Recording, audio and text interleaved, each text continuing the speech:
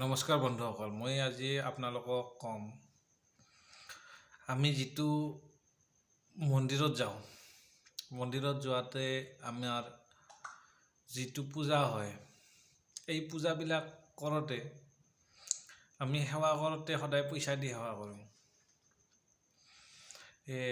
মূৰ্তিটো দেখিলে মূৰ্তিটোৰ আগত পইচা 1 টকা 2 টকা 10 টকীয়া 50 টকীয়া যাই যিখিনি সক্ষম সেইখিনি দি পেলাই সেৱা এটা কৰে। কিন্তু ইয়াৰ সেৱা কৰাৰ ফলত আমাৰ কিবা লাভালাভ হয় নেকি পইচা দি সেৱা কৰাৰ ফলত? মোৰ বোধেৰে আমাৰ যিটো গীতাই যিখিনি কথা কৈ গৈছে, যে শ্ৰীকৃষ্ণই কৈছে যেতিয়া বিশ্বৰূপ দেখাইছিলে, তুমি যাকেই নোপূজা কিয়, তুমি যাকেই যিকোনো দেৱতাকে পূজা নকৰা, যিকোনো ঈশ্বৰকে পূজা নকৰা কিয়, সকলো ময়ে পাওঁ। সেইটো শ্ৰীকৃষ্ণৰ বাণী। যেনেকৈ হজৰত মহম্মদ, কিন্তু আমাৰ ধৰ্মশাস্ত্ৰখন এনেকুৱা যে হজৰত মহম্মদে কৈ গ'ল যে মই আল্লাহৰ নবী বুলি কৈ গ'ল, আৰু যীশুখ্ৰীষ্টই কৈ গ'ল কি যে মই ঈশ্বৰৰ পুত্ৰ, আৰু আপোনাৰ গৌতম বুদ্ধ বুদ্ধনম শৰণম গচ্ছামি, বুদ্ধৰ ওচৰত শৰণ লোৱা, এই যিটো কৈ গ'ল। আৰু শ্ৰীকৃষ্ণই কিন্তু সেইটো নক'লে। শ্ৰীকৃষ্ণই ক'লে যে ময়ে স্বয়ং ঈশ্বৰ, আৰু ময়ে চব কৰোঁ, মই সমস্ত।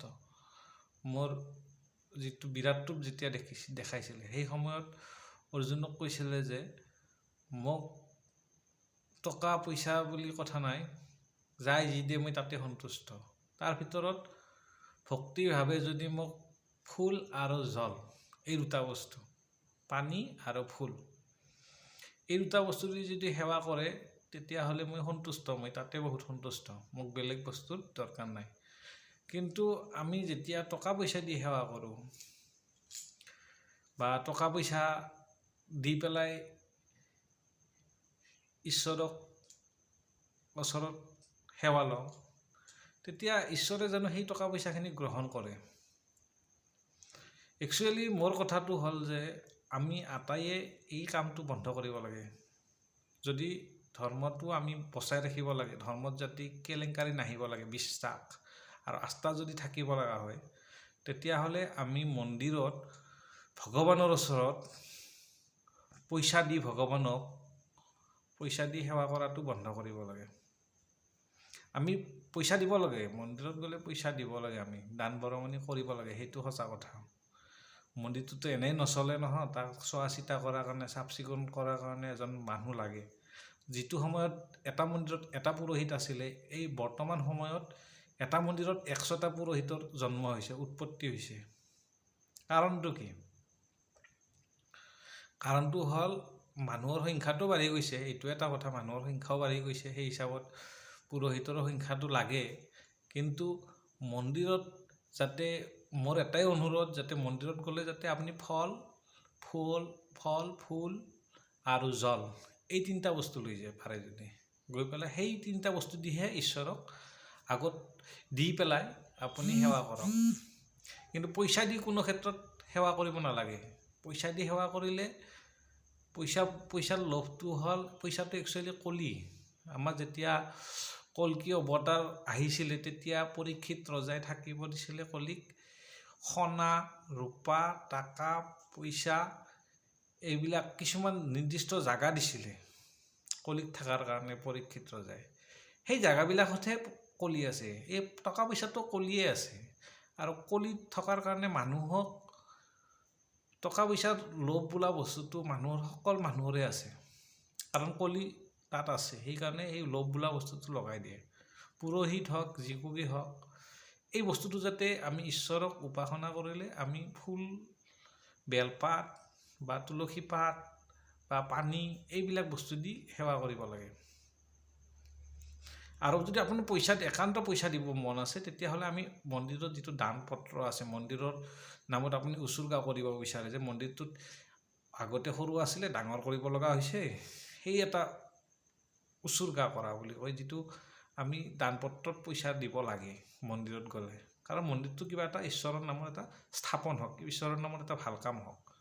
কিন্তু ভগৱানক পূজা কৰা, পইচা দি পূজা কৰাটো এটি মোৰ বোধেৰে অনুচিত, এটি উচিত নহয়।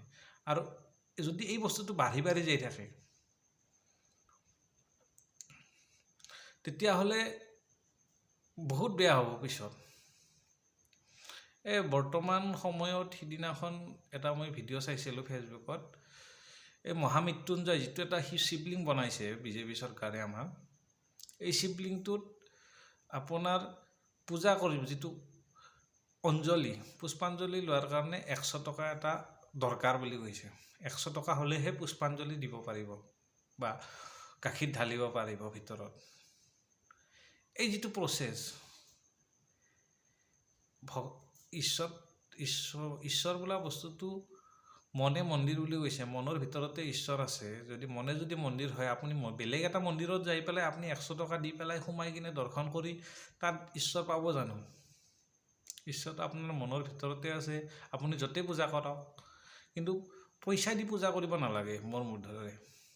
আপোনালোকে একমত নে একমত নহয় মোৰ ভিডিঅ'টোত মই নাজানো। মই পিছলৈকে এনেকুৱা আৰু ভিডিঅ' বনাই থাকিম।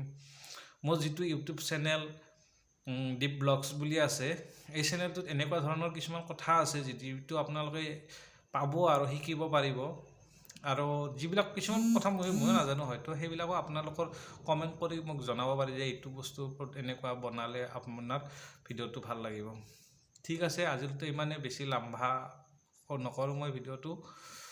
আৰু ইয়াৰ বিষয়ত মই আৰু বহলভাৱে বনাম এটা ভিডিঅ' মই ভাবি আছোঁ। ঠিক আছে দোস্ত, বাই বাৰু আজিৰ কাৰণে।